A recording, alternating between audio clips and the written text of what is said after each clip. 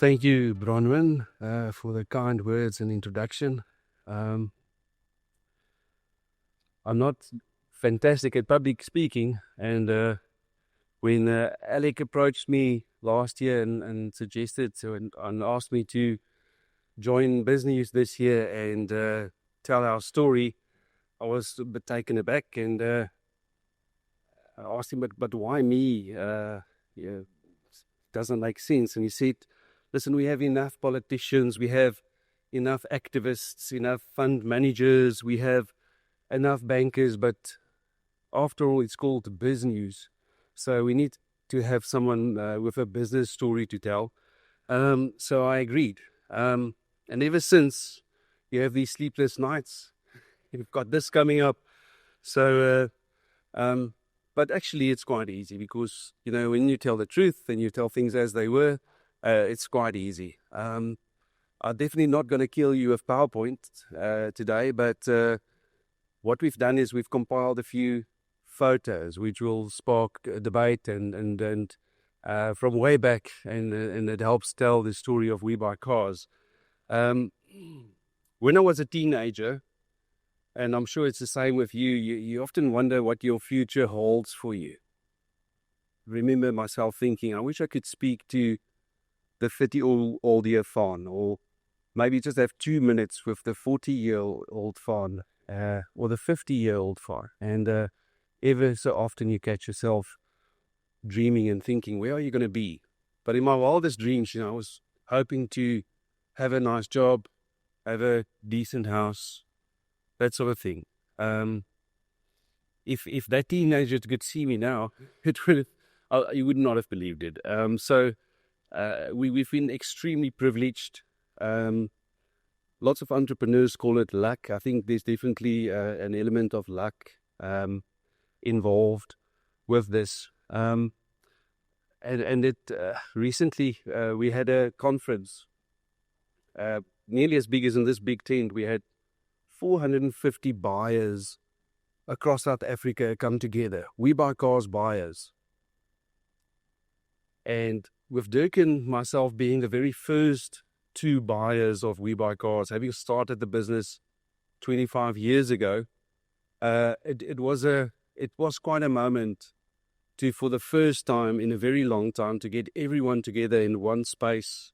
We were sitting on the op die verhoog, and I took a picture of that, and I told John, a colleague of mine, look at this picture, and he says, it gives him chicken pox.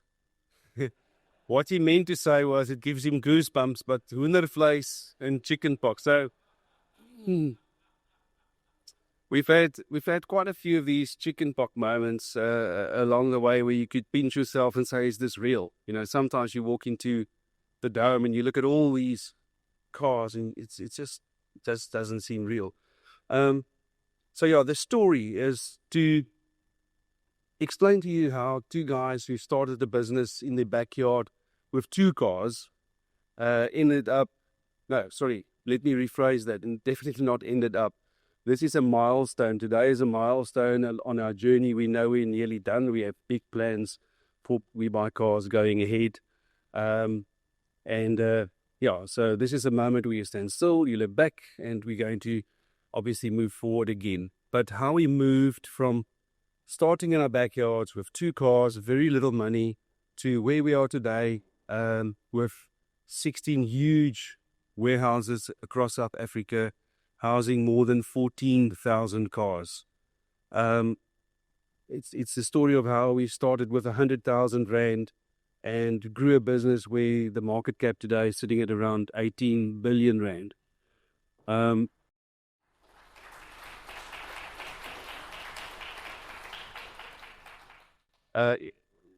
It's how we spent 20,000 Rand a month on marketing in those first years, which was a lot to us.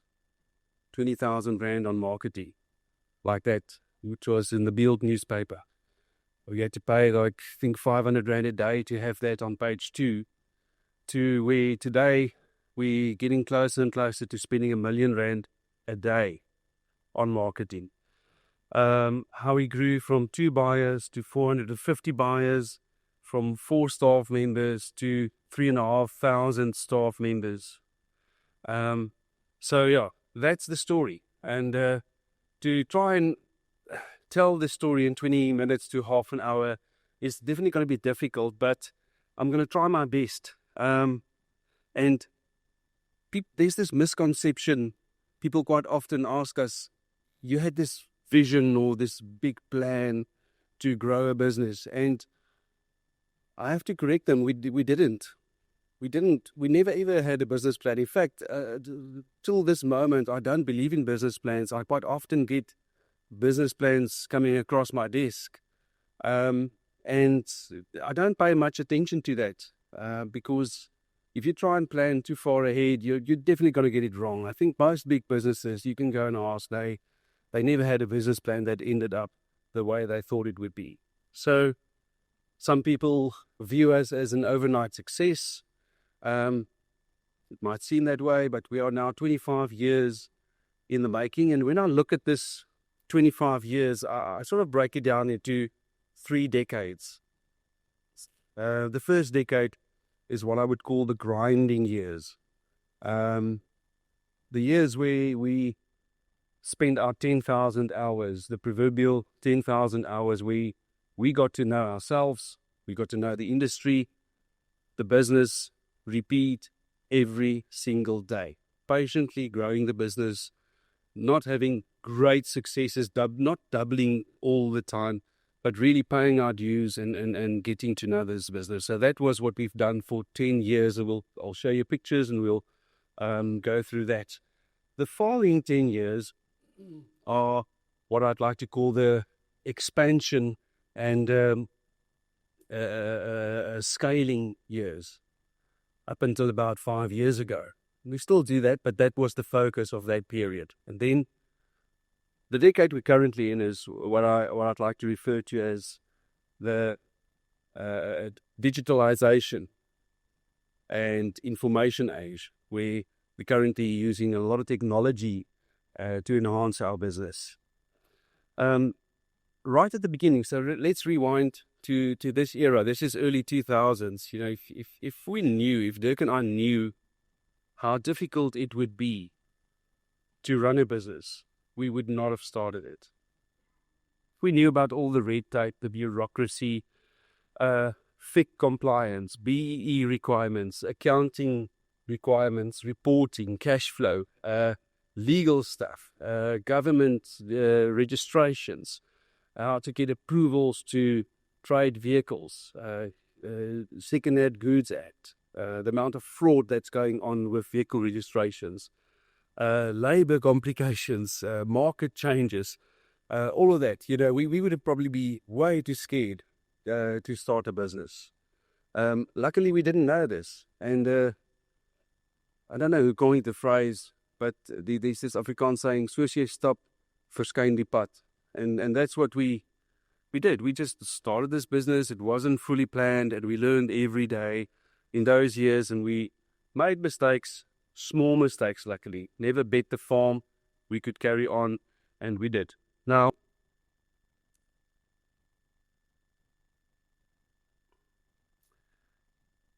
before this period, I have to stand still for a moment.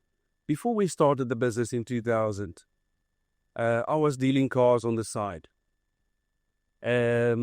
I studied to become a teacher, and whilst I was studying, I bought and sold cars. And one day I bought a car at an auction. It was a Hilux bakkie. Very happy. It's my first bakkie. Now I'm driving this Hilux bakkie.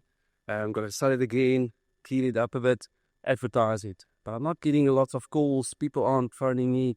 And I'm a bit worried. Am I going to sell this bakkie? And you know, the devil, he tells you stories. And I thought to myself, maybe if I turn back the mileage of this vehicle, it will sell better. So I was contemplating this and actually planning to do it. And at that time, Dirk wasn't part of the business. He was busy with his marketing degree and part-time and working. So he came to visit me at Tux, where I studied, and I told him my plan.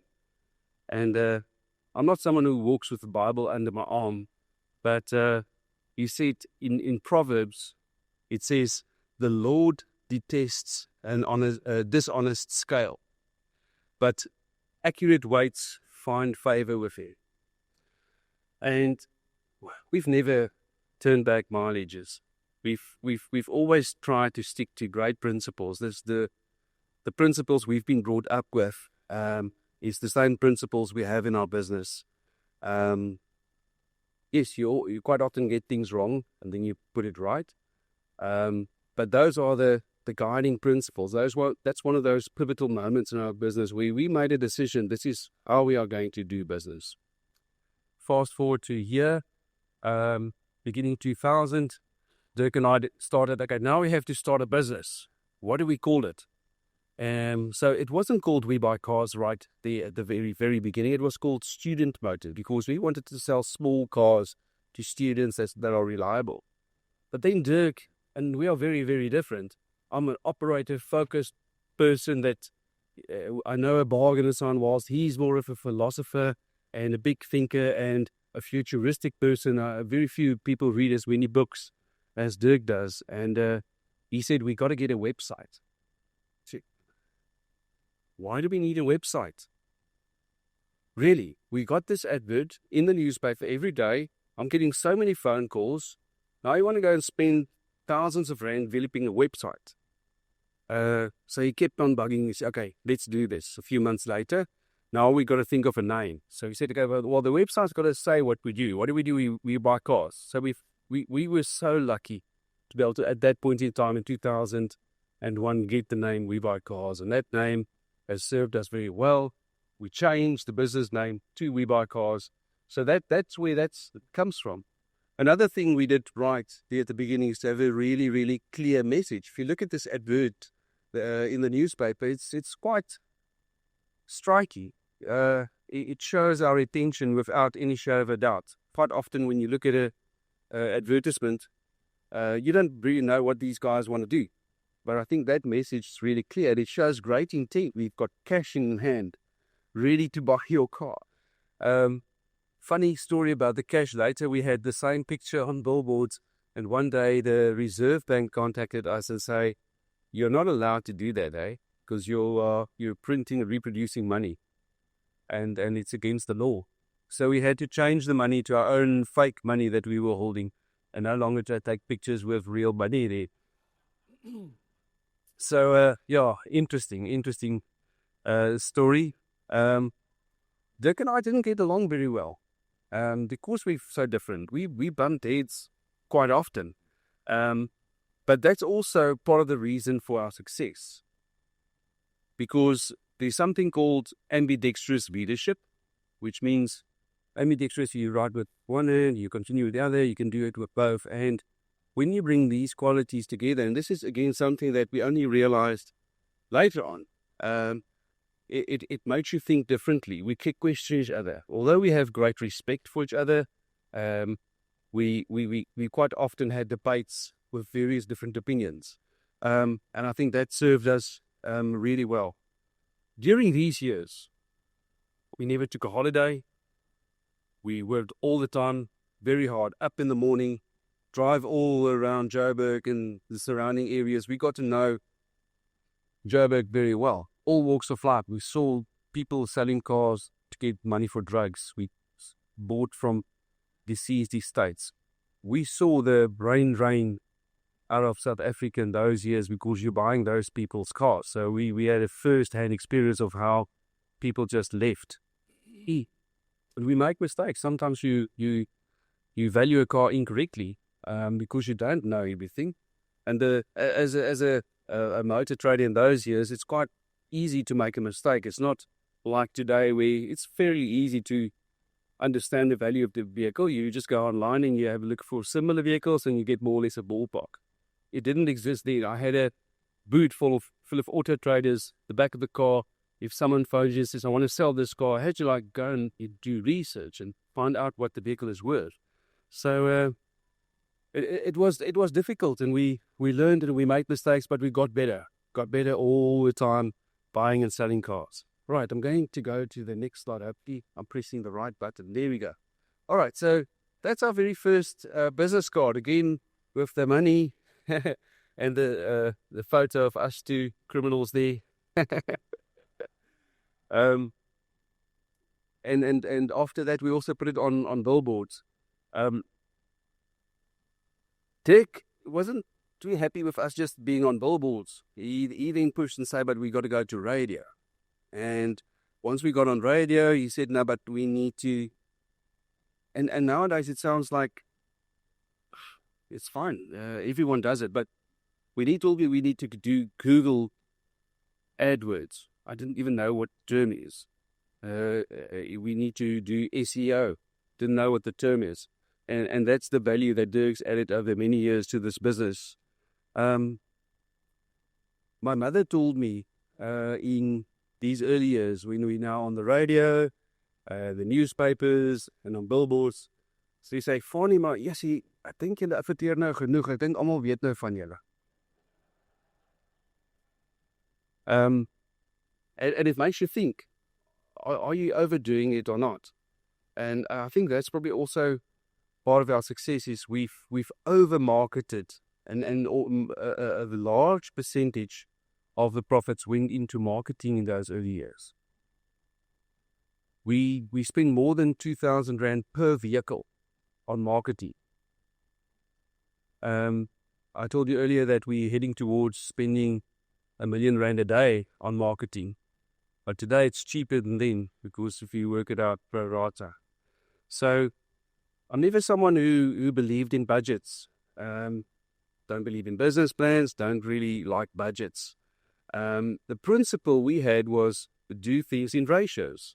So make sure that you don't increase your spend per vehicle on staff, don't increase your spend per vehicle on marketing, etc., etc., etc. Then you can grow this business, or in difficult times, you'll have a flexibility to go through those difficult times. And that's what we did. But with these advertisements we had, we were communicating a very clear message to the market. Someone recently told me the problem with communication is that you think it happened.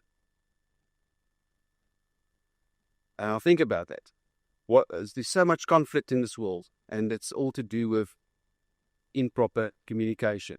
So I think what we've done right is we have communicated a message quite successfully. During this period, we had productive paranoia. So it was the foundation for systems we have today. So Dirk and I are driving around every day in our cars. We had these black books, and if someone phones us, we write down this lead in a book.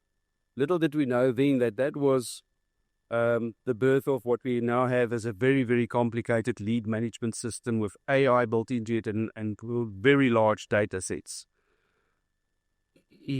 Like, that's just a picture of one of those first billboards there on the N1 near Botha Avenue in Pretoria Centurion. And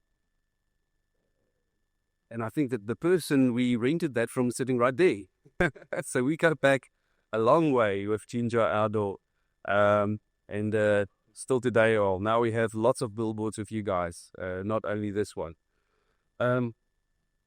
Interesting story here. This is a staff photo, probably halfway through those grinding years.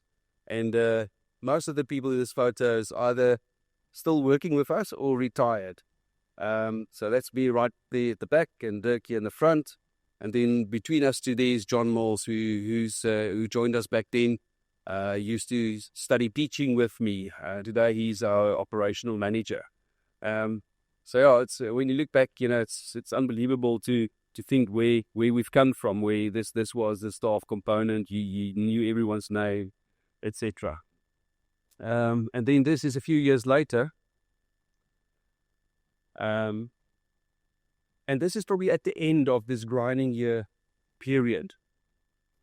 So at this point, you could suffer from a condition where you become arrogant. You feel, I've arrived. Look at that. We own this whole building. We build it. Cash. I've employed all those people. personally, we had all these interviews with these individuals, about 200 to put them in the picture. We knew them by name. And this was a point where we could say, but no, we've made it. Because we were already starting to make money. You can live a very decent life. And at this point, we did something very interesting. By the way, this is the very last staff photo we've ever taken, because from here, remember the first 10 years was the grinding years, the next 10 years is the expansion and scaling, opening branches all over the country, and it's impossible to get everyone together. So this is the very last complete staff photo of everyone here. But at this point, Dirk and myself and John took a whole 2 days, and we went away somewhere, and we debated WeBuyCars for the first time. Actually, we debated the future of WeBuyCars. We said, but we need to agree, where are we going? What do we want to achieve? And how are we going to do this? Now, I'm sure that all of you read quite a lot, but at that point in time, we didn't realize that many books will be written not about this moment, but about such moments where you set yourself a BHAG. Now, for those of you who read Jim Collins, you would know that's called the Big, Hairy, Audacious Goal. So this is probably around 2012. And yes, we feel that we've arrived. Buying and selling about 200 cars a month. Very accomplished, making lots of money. But what does the future hold for us? Now, compared to the market, at that point in time, it was about 140,000 used vehicles being sold in South Africa every month. And with us doing 200, our market share was minuscule. But we went and we sat down, and after 2 days, we came up with a mission and vision. If you look at it now, you feel, that could have been written far better. But put yourselves in our shoes at that time. Quite naive, not exposed to the big competitors out there, the Barlows and the McCarthys, these giants out there. So this is what we came up with. On that day, we wrote, our vision is to be recognized as the leader in our industry, to grow consistently and sustainably, and to cherish our relationship with the WeBuyCars team, our partners, clients, and the community. That's a big, hairy, audacious goal. And you look at other big companies like SpaceX, Occupy Mars, Baxter, BHAG. Look at Nike, many years ago, was destroy Adidas. It's what our big, hairy, audacious goal was. And it's such a goal should scare you a little and excite you a lot. And to be honest, we didn't know whether we could achieve this.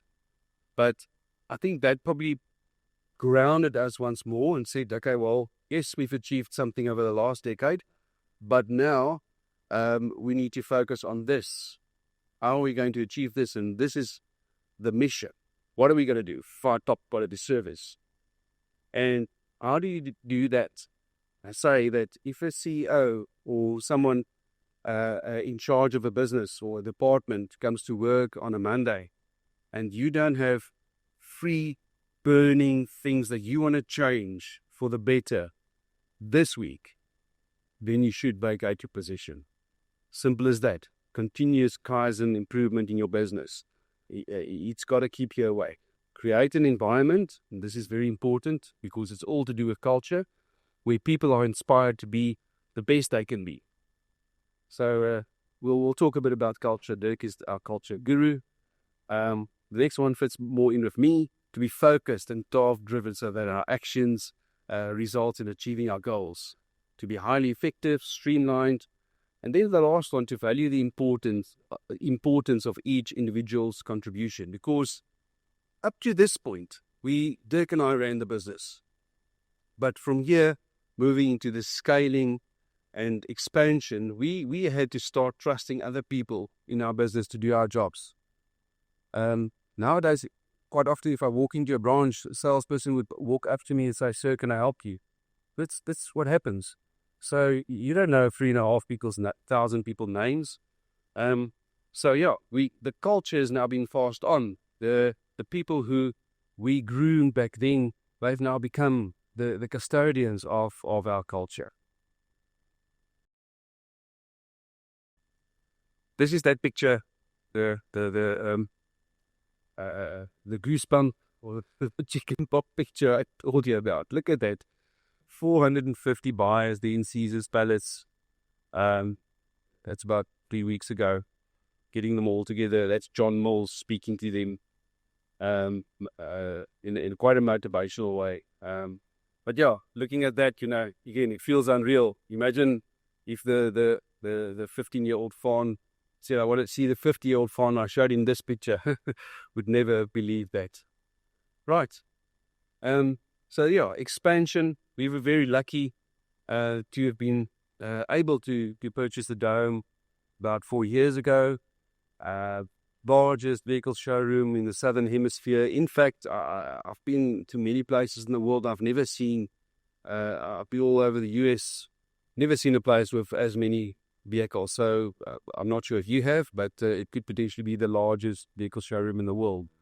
So yeah, I can't say that it's a dream come true because it was too big of a stretch to even be a dream for us.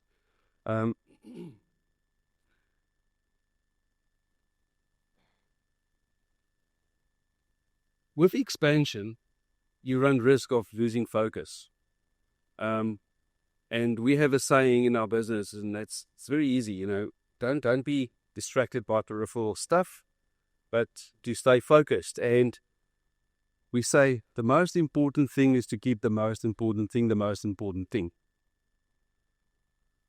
Quite often when we look at our diaries, and I did that exercise with our lead co a few weeks ago, I said, go to last week and just have a look at all your meetings that you had, because it's always busy and always full. Say, which of those were really productive? Could you have done it differently? If you could have planned that again, would you have done it differently? Did you really need to spend an hour meeting someone from there? Could that not have been done in a few voice notes, etc., etc., etc.? So keeping the most important thing, and that's serving our clients, making sure they get the best service, and where we make mistakes, learn from them and you improve. So this is what we look like today. Branches all across South Africa, buying pods, operation in Windhoek. And that's what the expansion years was about. Building, getting facilities. But when you expand like that, you need to get the right people on board. And I think we've made quite a few mistakes along the way and learned quite a few lessons regarding getting the right people. And what we've learned is that you should rather leave a position vacant than hastily appointing someone to just for the sake of filling a position.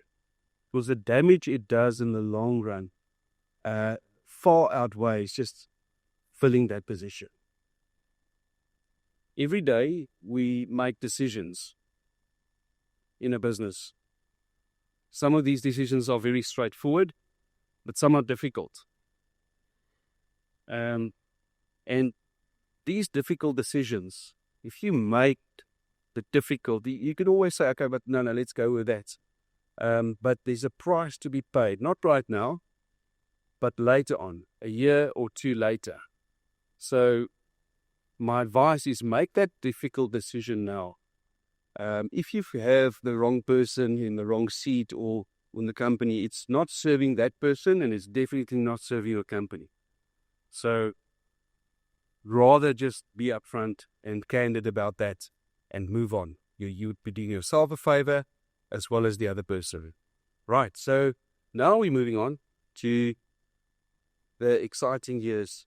I just put this slide on here, but what I want to talk about here is the digitalization. So about 5 years ago, we appointed someone called Dr. Wynand Bekes as head of our digitalization or digital side of this business. And he's really built a very significant AI team of developers, testers, software engineers, etc., etc., etc. And we started gathering data. And today, a lot of the decision-making that happens within WeBuyCars is automated and data-driven. We've taken out emotion, we've taken out biases, and we've learned a lot. So, for instance, here you can see Ford Ranger versus Hilux. Now you start learning things you never knew. When you look at new vehicle sales, the Hilux actually sells more than Rangers. So why do we get more Ranger leads than Hilux leads? So that's the funnel at the top, how many leads we get over a certain period of time. So we've learned that people who buy a Hilux keeps it longer than the owner of the Ranger. Why? We don't know, but that's a fact. So we get more Ranger leads. And then the funnel looks a bit different. At the end, you can see that we buy about 19% of the Rangers, and what's the percentage? The 18% of the Hiluxes. Why is that? It's because Hiluxes are highly competed for, while people or dealerships do not compete as fiercely for Rangers. But then we make more money on the Hilux in a similar price range. The Hilux sells quicker. The Ranger takes a bit longer to sell. Things we never knew. And we have this for each and every make and model. And that informs our pricing. Pricing is no longer a thing for, I think it's worth X. So I think we can sell this car for 200. So let's offer 182. It doesn't work like that. We've now developed it into things like what we call like a CSP. What would be a competitive selling price on a vehicle? Then we reverse engineer what the offer would be. So two vehicles worth exactly the same would get different offers, because you have to take these things into account. By doing this and taking out our biases, we've really improved profitability, time on floor, loss-making units. Having a data set that gets enriched every day, more and more and more data, just helps us make better decisions. So when it comes to AI, we've embraced it. We develop it all the time to help us make these decisions. AI won't take over the world, but whoever uses it to their advantage will. Now, the last thing I want to talk to you about pricing, and apologies for the analogy, but this is the way I think about car prices. This year, thousands of VW Polos will be sold in South Africa. And let's say we take a specific model costing around 400,000 Rand. Now, 5,000 of these sold this year will, in a year's time, be 1 year old.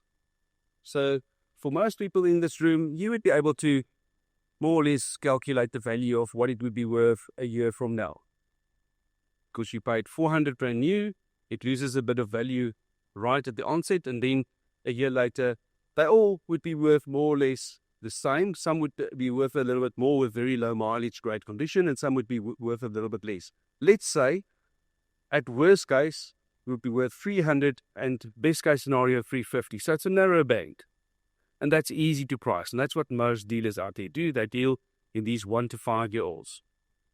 WeBuyCars is different. We serve the whole car park. Meaning, there's 11 million cars on the roads in South Africa, and we are willing and able to assist those vehicle owners, in other words, everyone, to determine a fair value on their vehicle and provide that service immediately, straight away. Fast forward 10 years with this bunch of cars we've just spoken about. Now, one has 500,000 kilometers on the clock. Another one is being kept in the garage and used only to go to church on Sundays, and it's only got 15,000 kilometers on the clock. Now, imagine those two owners, they phone their insurance company and say, I want to insure my car. Guess what? They get insured for exactly the same value. It's not right. Can't be. They're not worth the same. Where the value after 1 year differed a little bit. Now the one can be worth 10 years down the line, 500,000 Rand, and the other can be worth 50,000 Rand. So that's very wide. And that's what we need to do when we price cars, to determine where here does this vehicle of yours fit in. Remember when you were at school, the teacher would say, okay, stand from tall to shortest. It's quite easy. If I task you today and say, everyone here at the conference, you need to sort them from tall to short. It's very easy. We all can do that. But if I tell you, okay, go and sort everyone according to their age, but you're not allowed to ask them or talk to them, you'd get it sort of right, but you'd make many mistakes. I guarantee you that. And that's car pricing. So, I think we've developed a science in doing that. That is where we are today. If I were to ask you what something is worth, let's say the cell phone, what's the cell phone worth? Then you all might have numbers in your head, but the moment that I say 5,000 Rand, I've now pulled you either up or down, and that's the stake in the ground. And that's also a big part of pricing cars. Sorry, I have to probably rush here. Just in closing, so my message to anyone wanting to start a business is stick to those principles, be focused, be patient, and spend your 10,000 hours. Don't be too hasty. Everyone nowadays wants overnight success, and that's a myth. Thank you. Talk to me a little bit, Dirk, about the culture at WeBuyCars and how important it is. Yeah, every single thing that you touch on has all sorts of background and implication and ifs and buts and maybes and the whole backstory to every little thing. Back then, companies did have web pages and so on, but the online application part of that web page, that when someone fills in the online application and it feeds directly through to your email, that was brand spanking new. So we perfected the science of the online application. So it's not so much about the web page, but it was about the online application form and the whole science behind that. That was quite interesting. Now back then, we only just started employing people, and that was a major big step that we held back on for quite some time before we had the guts to start appointing people. This thing is your baby. You designed it. It's what you did the whole time, and now you have to entrust someone else in doing your job that you have perfected. So that was a pretty big step. And if that went wrong at that time, WeBuyCars might not have existed. We were extremely blessed and lucky that we appointed people that could actually do it better than we did, which was quite something to say. But and then from there on, Faan perfected the way of managing those people, and that's a whole story in itself. But the question, Bronwyn, that you asked is about the company culture. Now, Jim Collins, Faan mentioned Jim Collins just now. Jim Collins, there's another saying that says company culture eats strategy for breakfast. But Jim Collins went a bit further and he said that company culture is strategy. Now that is something to think about. And so what I'm basically saying is that recruitment is an art, and your whole business can stand and fall by your recruitment philosophy and your recruitment strategy. So that is something to really contemplate hard. And as far as company culture, that follows from that, but you have to recruit for your company culture. So you need to know who you are and who you want to be. That's extremely important. And then you recruit for that. So you have to appoint people who are culture fit for your company. And that is part of the reason, sorry to say something controversial, but that's part of the reason why Black economic empowerment is a really hard challenge. It's very challenging. Okay, as far as company culture is concerned, I just quickly want to touch on a couple of main points. Transformational leadership. It's something to understand what is transformational leadership, because transformational leadership stands as opposed to transactional leadership. Transactional leadership is when you, as the business owner or director, sees people as a resource in an asset, and you see that person as a plug-and-play device. And when you hear directors speak about their recruitment philosophy and the way they're just going to, maybe we should grab this guy and put him in there, and maybe we should throw out that guy and put this guy, maybe this guy, he's going to make that work. No? That's not the way it works. I think the huge part of our success is because we grew the company organically. The financial success grew organically. The recruitment philosophy and the company culture was grown organically. So that has a certain implication for the recruitment philosophy and the way you see your people, the way you appoint your people. And there's a lot of things here that I can, there's a lot of terminologies and philosophies and strategies and ways, which I'm not going to go through right now.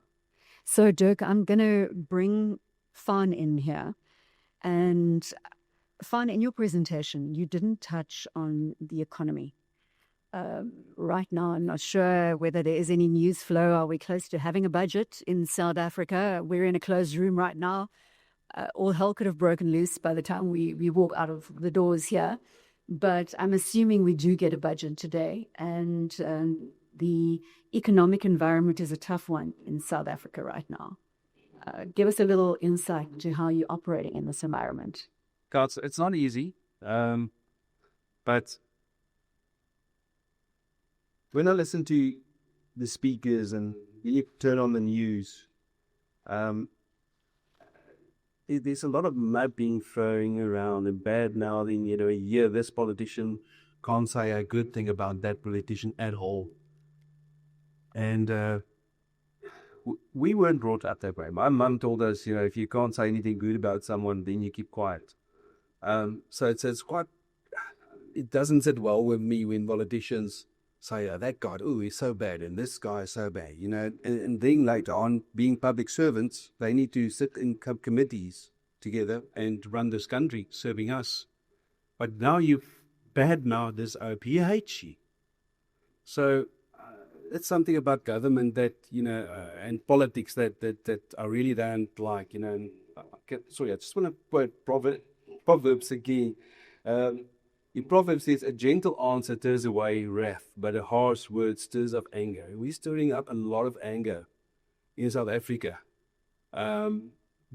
between politicians, because it's all about them. It's all about how can I improve my own situation. It's not as focused on the really improving the country. I think from a government perspective, they're really missing the boat in the sense that in a business, there's something called PAT. You all know that, profit after tax. And we all have shareholders, and we all love to declare dividends. But we cannot declare a dividend if we haven't paid our tax, which sits at around probably 28 to 30% in a business like ours. So it's a lot of money that goes to governments. But government don't realize that I'm the biggest shareholder in each and every company in South Africa. And therefore, I've really got to make their lives easier. And as business owners, that's exactly the opposite what we experienced. Yes, there's a little bit of hopes here and there. But, for instance, when we're building a new site like we're doing in Cape Town, the process of just getting plans approved, it takes 6 months to a year just to get the wheels rolling in terms of dealing with RTMC, Road Traffic Management Corporation, or little things like that, that could be so much better. Now, outside of WeBuyCars, look at the ports, for instance. It's really, really difficult doing business. And the government realized that our coffers would be far fuller if we looked after these businesses. That would solve the problem. Because when that tide comes in, all ships will rise. and but they just don't get it, or they don't care. Well, let's hope that it is the first statement that you made it there. I'm going to go to the audience in just a moment. But Dirk, you beautifully articulated the culture within WeBuyCars.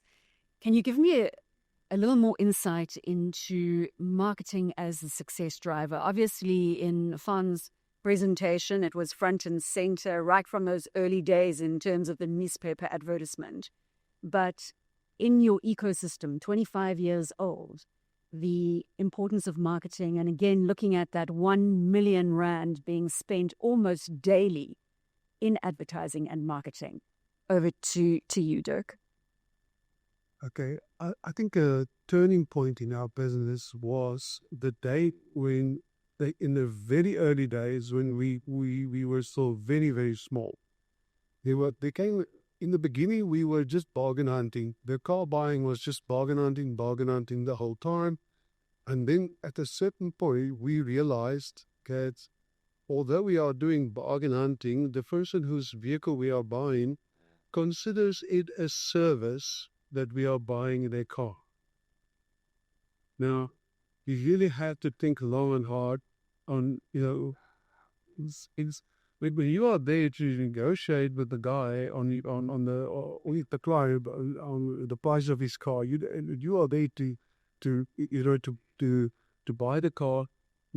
And when we realized that some people consider it a service, then the whole mind changed. Everything changed there, and then we realized that we need to start thinking differently of this business of buying cars for the purpose of selling them on for more and making a profit. Now today we say you make your money on the buying side, you don't make your money on the selling side. But when we realize that, and also coinciding with the fact that there was a scarcity of vehicles available to buy on the premises that we started out as bargain hunting. And then we made a mind shift and decided that you need to reach these vehicles before the rest of the topic finds out about the availability. And then, because we coincide with the realization that we are providing a service, then 1 + 1 is 2. We can advertise the service of buying your car and reaching the customer before they go to market. That was magic. Then we started the small ad that Faan showed you initially, and people were phoning and we were filling in, and that's the lead. You put the lead in the book. And from there on, you read up and you study on lead management and lead funnels and lead nurturing. Those are very, very important concepts that flowed from that onward. And then we made we also made a very good decision to keep the advertising budget a specific percentage, or like Faan said in the beginning, the ratios. We decided to just allocate a certain percentage monthly to advertising, and we just stuck to it right from the beginning. We never tried and take a chance and we don't advertise this month. If you don't advertise this month, you will still have a good month, but the month thereafter is going to catch up with you, and that's where the Lord added. And we just kick it on the road and growing the advertising very aggressively. I have got 7 minutes. I've got 6 minutes left on the clock. I know there is a burning question there. There's a burning question there. There we go. Right, let's go. Thanks. Hi, can you guys hear me? Yeah, there we go. I actually had 2, but maybe I'll try and cut it to 1.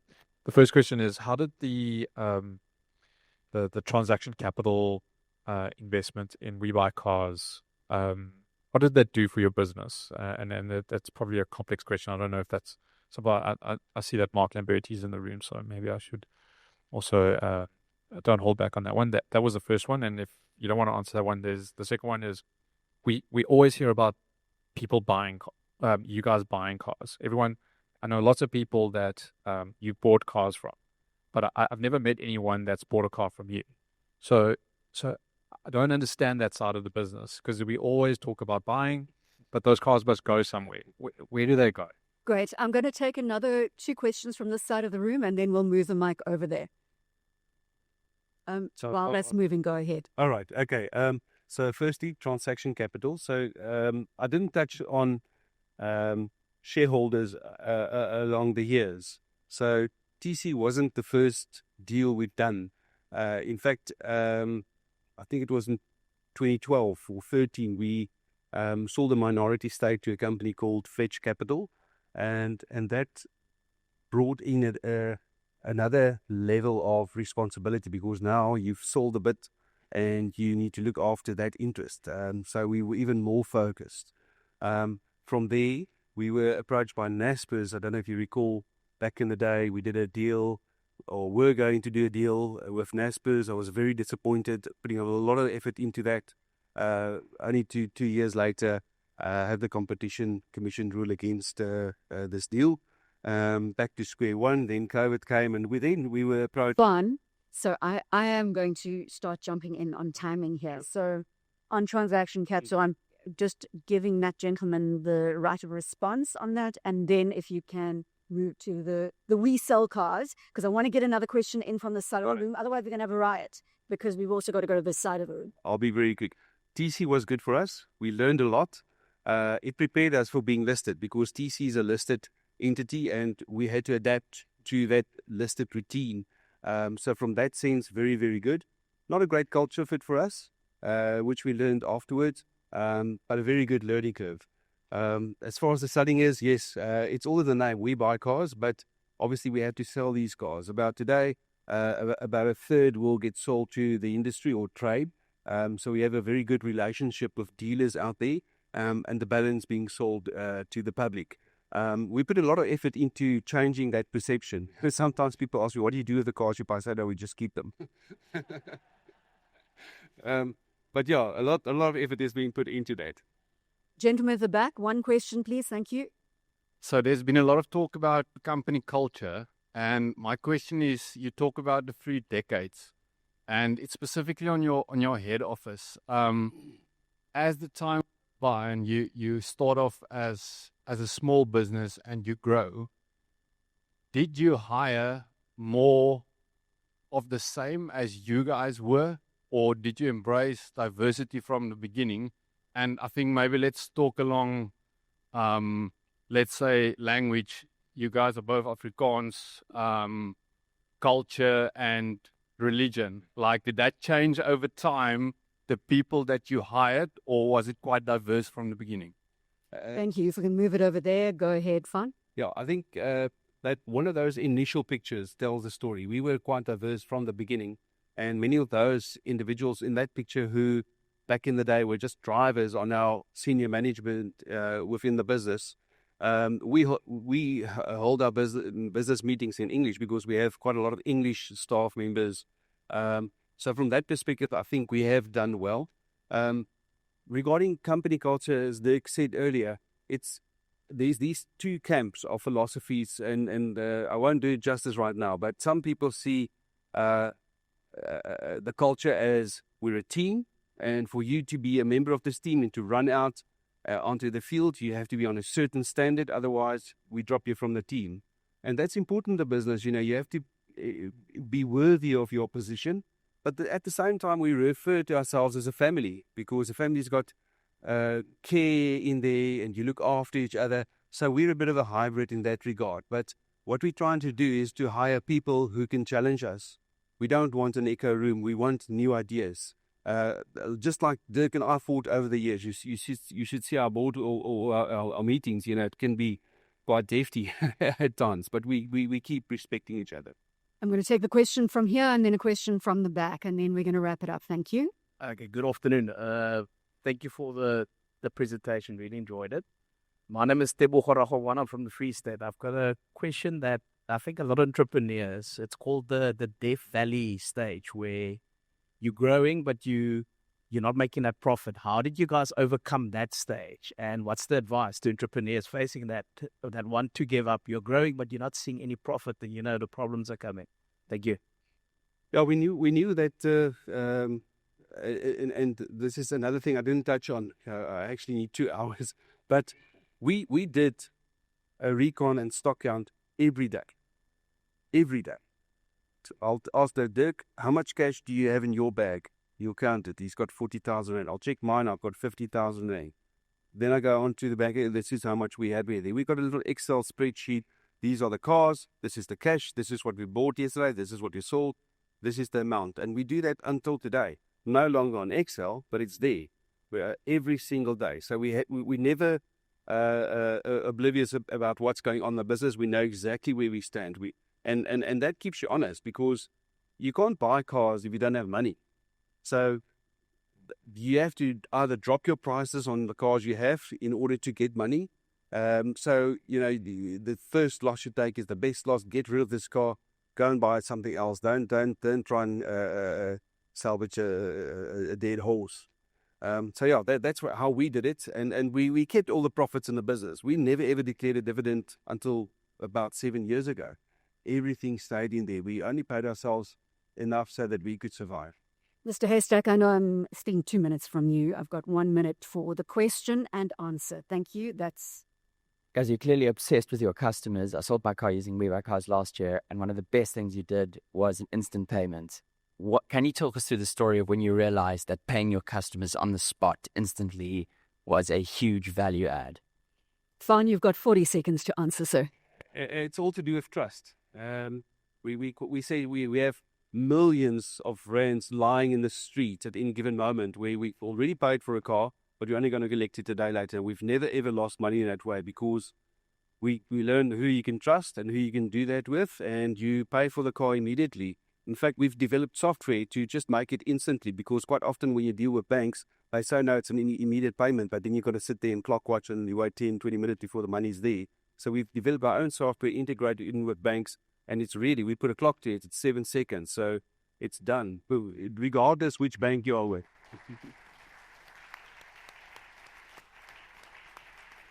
And Faan, that's the perfect soundbite. Thank you so much. Faan van der Walt and Dirk van der Walt joining us.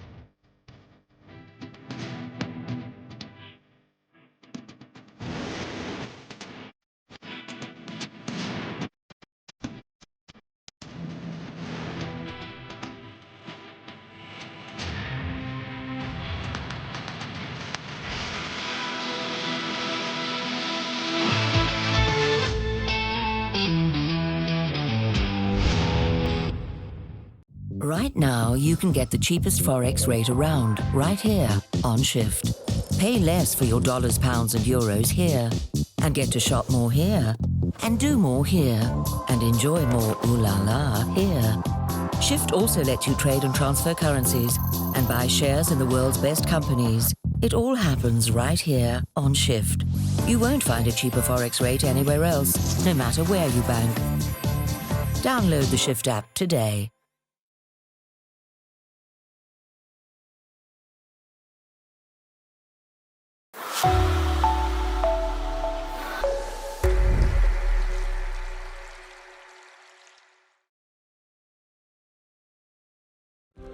In the world of business banking, projections, numbers, and your bottom line can often triumph over relationships.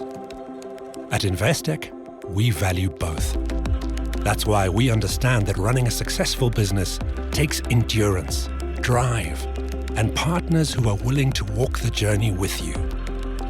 Make the move from business as usual to Investec Business Banking. Out of the ordinary. Downings is South Africa's leading marquee infrastructure company, proudly celebrating 25 years of excellence, renowned for creativity, innovation, and unmatched technical expertise. Our event marquees and semi-permanent structures elevate any project with style and sophistication. Whether it's a corporate event or a commercial project, we tailor every structure to meet your needs with world-class precision. Visit downings.co.za to consult with our expert team. Downings, your trusted marquee specialists nationwide.